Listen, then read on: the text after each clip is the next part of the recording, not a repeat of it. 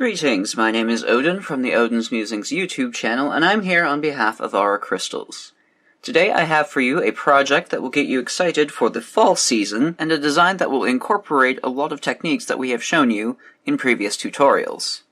This is the Autumn Bloom bracelet, and you can use this to create a variety of jewelry pieces just based on the techniques that we use on this project. You can have fun with color on this project, and incorporate your favorite color palettes to make this stunning piece. We will be using a variety of stitching techniques, including the even count peyote and wrapping around a Rivoli bezel, the flat herringbone stitch, some fringe techniques, and the twisted tubular herringbone. Please be sure you are familiar with some of these techniques before proceeding on this project, and all pertinent links to any tutorials will be down below. For this project, you're going to need to do a little bit of work beforehand before we can do the final touches of the pendant piece. You're first going to need a completed bracelet using either the twisted tubular herringbone, the straight tubular herringbone, or even the tubular peyote stitch. You can find directions on how to do these stitches down in the description box below or up in the corner here.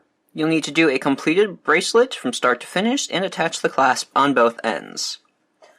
The materials you'll need for that are 3 colors of size 11 Delica beads or cylinder beads, a clasp of your choice, in this case it's a lobster claw and accompanied by a jump ring, and 2 accent beads in order to finish the clasp and close up the whole of the tube. To finish the focal piece, you will also need a completed Peyote Bezeled 18mm Rivoli. You can also find directions on how to do this down in the description box or in the eye up in the corner here. You will need 2 rows of 15 O's on each side. So to complete that part, you will need an 18mm Rivoli, size 11 Delicas, and size 15 round seed beads. For this piece, I used 24 stitches of Delica beads, but your results may be different. You can also do this project with a smaller Rivoli if you don't want a large focal piece, but just keep in mind that the numbers of stitches you will need will be different. Try to keep an even number of stitches if you're able to do so. So to finish off the focal piece, and for the rest of the project, you will need 2 colors of size 15 seed beads, 1 color of size 11 Delicas, 1 color of size 11 round seed beads. I am using the unions in Crystal Magic Green here. You will need about 72 3mm Bicones. I am using Swarovski Bicones in Cyclamen Opal, and your 2 finished pieces. Keep in mind the Delicas that you use can be the same Delicas that you use in both of these pieces, as well as one of the colors of the size 15 that you used here. I am using a D-weight black Nymo, as well as a size 12 beading needle. I would not recommend any other size. So for review, you're going to be using techniques such as the peyote stitch, the even count peyote, tubular herringbone, twisted tubular herringbone, or tubular peyote, depending on what you are wanting to use. And you'll be using the flat herringbone stitch, so please make sure you are comfortable with these stitches before proceeding.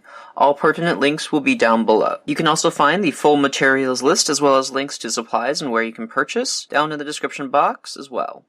And with all that being said, let us get started. So we're going to start working on the decorations on the focal piece, and we're going to use our 2 size 15s and our size 11 rounds. Because of the way I created my peyote, I already have 2 threads attached to the end of the bezel, so I'm just going to use that. We're going to be attaching our decorations on the 3 rows of Delicas in the center of the peyote. So this is 1 row, and these 2 are 2 rows. Currently, I have my thread coming out of a green size 15 bead here, and I'm just going to move over and work to the center. So I'm just going to pass through the first one next to that green bead, then pass through the center one to set up for my new stitch. We're going to be adding a series of pointed fringe around the bezel using our seed beads. So I have added onto my thread 1 size 11, 2 size 15s, color A, 1 color B, 2 color A, 1 color B, 2 color A, 1 color B, and 2 color A. I'm going to pass this down. Then I'm going to pass through the size 11 seed beads so that we form a loop with these beads. Like that, and we start to form a petal.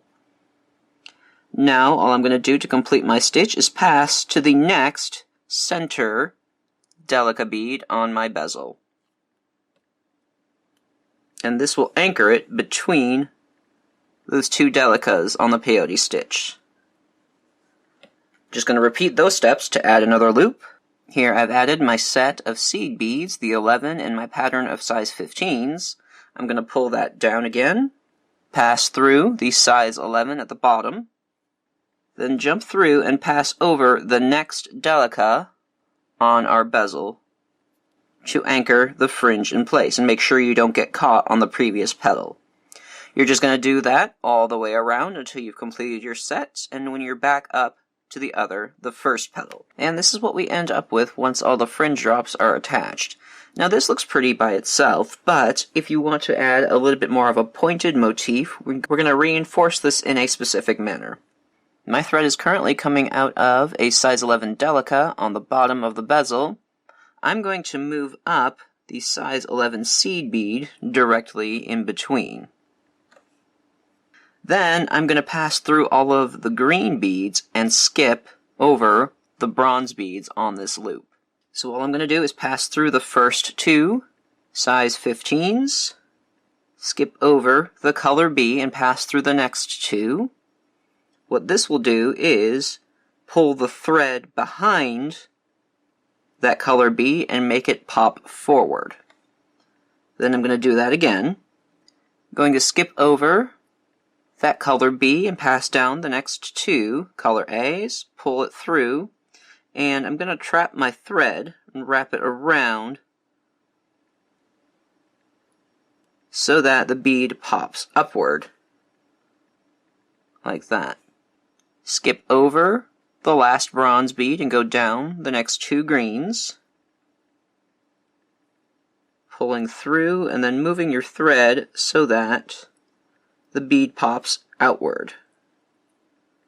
Like that. Then finally I'm going to go back down the size 11 seed bead, move through the next Delica, and repeat the same steps. So I will go up the size 11 through the next two, skip over this one, through the next two, skip over this one, next two, skip over this one, next two, and finally down the size 11, through the Delica, and up the next one. Repeat that all the way around until you have completed all of the fringe drops. You might need to end your thread on the first one that you're at, and then you can attach your other thread on the opposite side and just move over and continue your work. For more info on how to end your threads, be sure you have watched our peyote stitch tutorial in order to learn more about that. And that is what our focal piece should look like. You can kind of see how the pointed fringe changes the silhouette of the focal. Now we're going to move on to the front side, so you want to have your color side up facing you. My thread is currently coming out of a Delica bead that is in the center row. All I'm going to do is jump forward and move to the Delica that is right next to the size 15 seed beads. So for this row, we're always going to be using the front Delica beads in order to anchor our new row. I'm going to add one size 15, one 3mm, one size 15. I'm using color B's just so that it works with my color pattern, but feel free to use whichever color you like. I'm going to work through the second Delica bead here. Before, when we did the first fringe, we would just go immediately to the next Delica bead over, but this time we're going to skip over the first one and pass through the second one. So if I'm coming out here, I skip over this first Delica, and then pass through the second Delica. This anchors our 3mm in place. Once more, add on a size 15, 3mm, size 15. Skip over the first Delica, go through the second one. And just repeat that all the way around until you've completed the ring. And that is what you end up with. Now you can leave it like this, or you can decorate it a little bit more. My thread is currently coming out of a Delica bead. I'm just going to move up and pass through the next size 15, 3mm and size 15. I'm going to add one size 11 seed bead, then pass through the next set of size 15, 3mm and size 15, so that when I pull it tight, it sandwiches the 11 in between these two size 15s here. From here, coming out of the size 15, I add one more size 11 round and then pass through the next size 15, 3mm, and size 15. And you'll just repeat that all the way around until you've completed the set. And that is what you get when we've finished the bezel in the front. Now we're going to move towards the back. I'm coming out of the size 15 next to a 3mm bicone. I'm just going to pass back down into that Delica where we started from. This is the row furthest away. Then I'm going to move up through the center row where the leaves are, and then finally through the back. Now from here we're going to do pretty much the same exact thing that we did on the front, except using Delicas instead of a 3mm. So I've added one size 15, two Delicas, one size 15. My thread is coming out of the first Delica here. I'm going to skip over the next Delica and pass through the one after that. This will nestle these two close to the bezel. Don't worry too much about the position. We're going to work on that later. So once more, a size 15, two Delicas, and a size 15. Skip over the next Delica and pass through the one after that. Just do that all the way around until you finish the round. And that is what our back should look like. Now, if you notice, our Delica beads are already sort of sitting in a position that is just like the herringbone stitch, so we're going to take advantage of that and build herringbone on top of all of these little sections of Delica bead. So my thread is currently coming out of the Delica bead that is attached to the bezel. What I'm going to do is pass up through a size 15 and one of the Delicas. I'm going to add two more Delicas and pass down through the next bead, just like a herringbone stitch. And when I pull tight, I have another unit of herringbone right on top of it. To join the next column, I'm going to add two size 15s and pick up the next Delica over, so that the seed beads lay flat between the two rows. I'm going to add two more Delicas and do another herringbone stitch by passing down through the next Delica bead. Add on two more size 15s and pass up through the next Delica on our bezel. Add two more beads and go down the next Delica bead. Add two more seed beads to join to the next set of Delicas and repeat that all the way around until you've completed the set. When we are at our final set and we need to close the gap, we go ahead and add our two size 15s. Then we're going to travel up through two beads to get to the top, and so that we can build our next row. And that will be our finished set so far. You can see these rows starting to widen. And the next row is going to be exactly the same. I'm going to add my two Delica beads, travel down just through the first Delica bead on the topmost row, just like a flat herringbone stitch. Then I'm going to add three size 15 seed beads and pick up just the topmost bead, the topmost Delica, next over, so that we bridge the gap with three beads. Add on our two Delica beads, go down just the first one on the left side to continue building row number 3. Add on 3 seed beads, go up through the topmost right Delica bead to build your next stitch. Then continue all the way around until you've completed the set. And once more, once you get to the end of your pattern, you add your 3 size 15s. Then you travel up through 2 Delica beads in order to set up for the next stitch and the next row. Repeat these steps once more to add another row with 3 seed beads in the center and to have herringbone columns that are 4 beads high. And that is what we end up with. We have 3 rows of the size 15s in between 4 rows of our Delica beads. Now that we're about halfway done with this end of the bezel, the other half is exactly the same steps, except we change how many beads we add in the size 15 row. So the very next row after that, you're going to add 4 size 15 seed beads. The row after that, we're going to add a size 11, 2 size 15s, and another size 11. After that, you're going to add 2 size 15s, 1 3mm, and 2 size 15s. And the last row is going to be a 3mm, 2 size 15s, and a 3mm. Repeat that all the way around until you have completed the remaining rows. And this is what we have once we have finished all of those rows. So once again, you're going to have 1 row of 2, 2 rows of 3, 1 row of 4, 1 row of size 11, 2 size 15s, size 11, 1 row of 2 size 15s, a 3mm and 2 size 15s, then 3mm, 2 size 15s, and a 3mm. We're just going to do 1 more row in order to finish this off. So I'm coming out of the topmost herringbone stitch. I'm going to add 1 3mm and 1 size 15, then pull it down. I'm going to skip over the size 15, pass back down through the 3mm bead, so we form a sort of fringe drop on top. Then I'm going to act as if I have just made a herringbone stitch, and I'm going to pass down through the top 2 beads to get to my trail here, so that I have the 3mm resting on top of that. Now, in order to reach my next herringbone column, I'm going to pass through the 3mm, the 2 size 15s, and the 3mm. Then I'm going to go up to the top of the herringbone by passing up through the last 2 beads.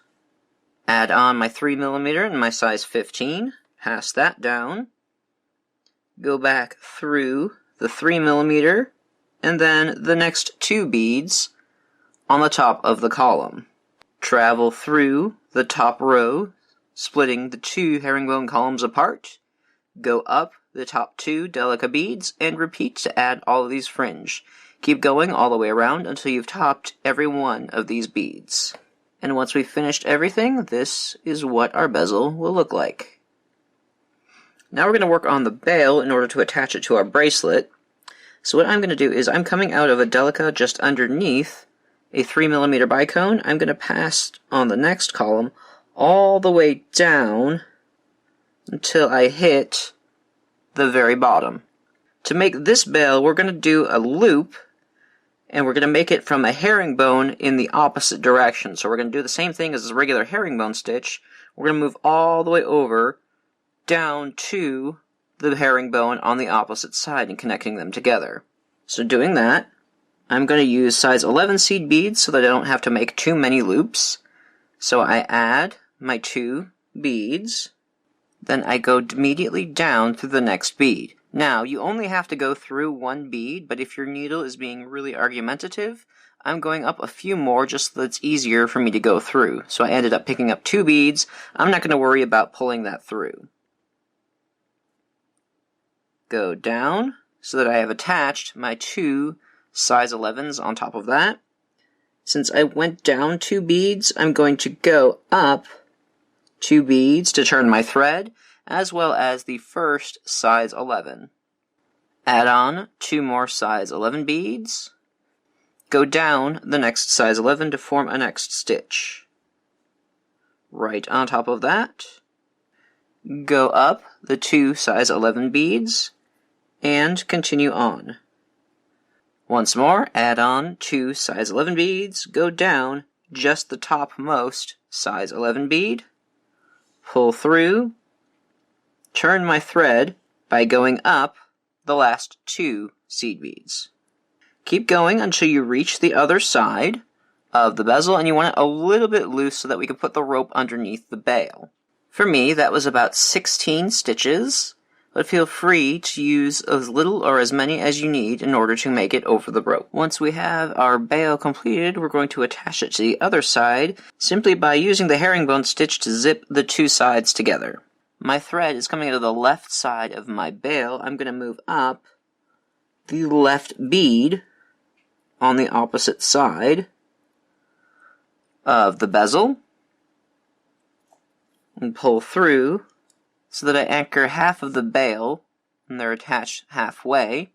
Then I'm going to travel down the right side of the bezel and move down the right side of the bail. You can pick up as many beads as you'd like. It'll add reinforcement later. So then when I pull these tight, the bail cinches in place and you have a seamless transition between the 2 herringbone beads. Now I'm just going to reinforce by going up the left side again, and then going back down the right side just to reinforce the join. And with that, our bail is completed, so all that's left to do is to end our threads. We can reinforce by passing all the way down one side, turning around and going all the way up, and then wrapping our threads through a few times so that we can end our thread. Now we get to anchor it onto our bracelet. You can just simply slide the rope through the bail, but eventually as the threads wear down, everything's going to get a lot looser, and this is going to certainly flop around and twist around as you wear it. And if you want to prevent that, you can do a few things to stop the threads from moving around. So I have a new thread attached to about the center of this twisted tubular herringbone. Don't stress too much about getting the center. You can always use a ruler to help you out, or the focal is big enough, so it's not going to be too important as to how central you get it. Just try your best and measure out how you can. So I'm going to add one size 11, one 3mm, a size 15, 3mm, and a size 11. I'm going to pull that down my thread. Then I'm going to wrap the beads around the rope and pick up a bead that is generally close to where my 11-0 ends. So I'm going to pull that through so that the bicones wrap around. Then I'm going to pass back through all of those beads once more, so that I end up at the opposite side once again. Then I'm going to add a size 15, size 11, 3mm, size 15, 3mm, size 11, 3mm, size 15, 3mm, size 11, and size 15. I'm going to pull that down. Then I'm going to go around, passing my needle over and through the opposite beads on the other side of the ring, pulling tight so that my circle of beads wraps around. I'm going to reinforce that once or twice, and then I'm going to move on to the next step. Next, I'm going to pass down so that I'm back through the twisted tubular rope underneath, and then I'm going to move over so that I'm around 3 columns further down. So I'm just going to pass my needle through, and then down, just so that I have enough space for the bail of my pendant. And pull that through. Then I'm going to slide my pendant on all the way down, and then I'm going to pull the thread underneath so that it's not caught underneath the bail here. So I'm just going to slide and free my thread from there. Then I'm going to repeat the same steps on this side to add another ring and close off the bail here. It's going to be a little tricky to do with the bail in the way, but this rope can easily rotate inside, so keep that in mind and make it easier for yourself there. But go ahead and attach another ring. This technique also works in regular straight tubular herringbone. You just move along in some rows in a straight column, and this also works the same way in tubular peyote as well. Use the techniques that you've learned by attaching the fringe on the peyote bezel here in order to get yourself into a new position to attach the rings. And when you've got both sides done, this has a hard time sliding off away from the center of the bracelet. And after you have ended your threads, this will be your finished piece, and it sits very nicely at the center of the wrist.